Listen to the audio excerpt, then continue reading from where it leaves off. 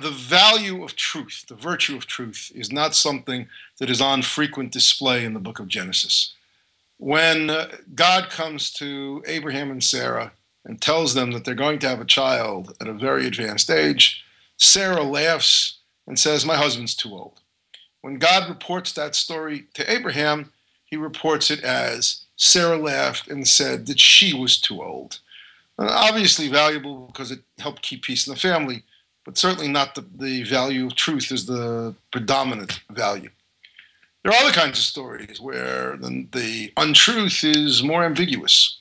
Jacob dresses up as Esau to get the blessing from his father. Clearly, he's not being truthful when he does this. It was important for Jewish history, but it's certainly more questionable, and people struggle with it. That is followed by his going to his ancestral home and meeting up with Laban. Laban promises that Laban's younger daughter, Rachel, will be married to Jacob. But when the marriage comes, it's not Rachel, it's Leah. There, the lie seems to be quite destructive, though in fact it does lead to the fact that Jacob has 4 wives and 12 children. You go on to the very end of the book of Genesis, when Jacob has died, and Joseph's brothers come to him and say, "Our father told us before he died that you should forgive us for the sin of having sold you, for what we did wrong to you." In fact, it's for a good cause. It's to try to keep peace in that family, which is not a lot of peace. But most of the commentators say it wasn't true. It was stretching the truth, again, for what seems like it's a good purpose. So you have a series of these incidents, some positive, some negative, some ambiguous, but truth is not the virtue that shines through in the book of Genesis. And it's a reminder that truth is an absolute value. It is something we strive for. It's something we hope for. But it is not something that is always functional. That in fact, in human relationships, there are times when you cannot tell all of the truth. And there are times when a white lie is necessary, or else sort of the mechanics of society will fall apart. The gears of society will have no oil, and you're just going to get friction. I remember years ago reading a science fiction story about a fellow whose mother used to wash the kids' mouths out with soap anytime they told a lie. But this particular soap actually had the characteristic that once you had your mouth washed out with it, you could never again tell a lie. And he markets this product, and the product spreads throughout the world. And this was written back in the days of the Soviet Union, which then immediately collapses because it can't live without lies. But the United States doesn't do too well either in an environment where everybody speaks the absolute truth, even on an individual level as this story goes on. Lots of relationships and marriages break up all over the place, although some are formed when people start telling the absolute truth. And it's again an indication that though we like truth, we speak about truth as a virtue, we can't always implement it in our world. And there is a difficult balance here that we have to maintain if we're going to sort of function on a day-to-day basis. So how do you maneuver between lies or untruths, which are destructive, and those which are really necessary? And if you look at the stories, you can see that there are some which are more valuable, and those generally are because the untruth is for a higher purpose.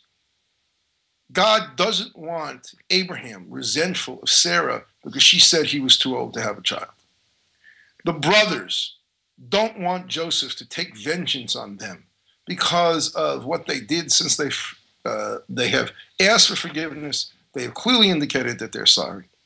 Those cases seem to be the positive ones.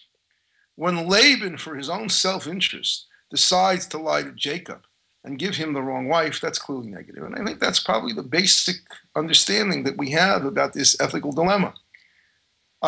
If you're lying to protect yourself, if you're lying for your self-interest, if your lying is going to cause harm to somebody else other than you, then the fact of the matter is that's an inappropriate lie.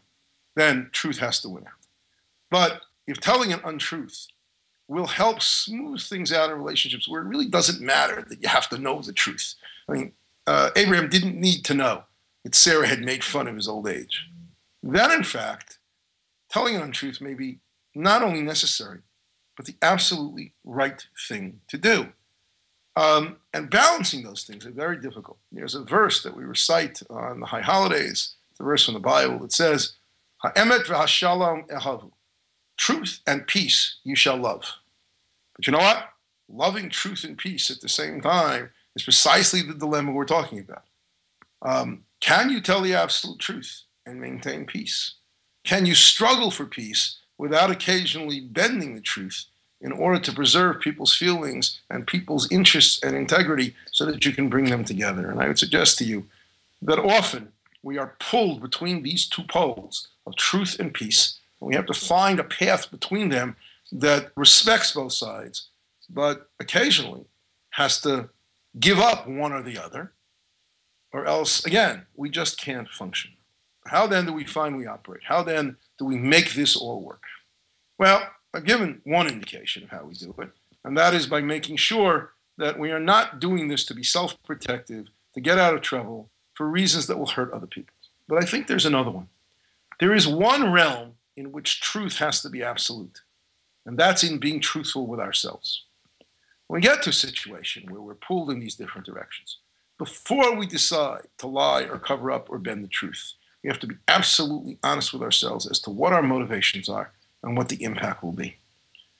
If we can be clear about that, then I think we can begin to calculate whether truth is the right thing, peace is the right thing, or some balance between them is the right thing. We can begin to calculate whether this is the kind of untruth that God told to Abraham or the kind of untruth that Laban told to Jacob. But it only comes from honesty with oneself, even if that doesn't bring us inner peace, but at least it brings us to a way of functioning in what is one of the most fundamental dilemmas of all of human society. How do I maintain my truthful integrity? How do I maintain my relationships of peace? Genesis, which is all about the creation of a very messy world, because right from the beginning there are problems and issues and the world is not perfect and we get kicked out of the Garden of Eden and all the rest of it, really starts us off with that most fundamental of questions. What do you do with truth? What do you do with peace?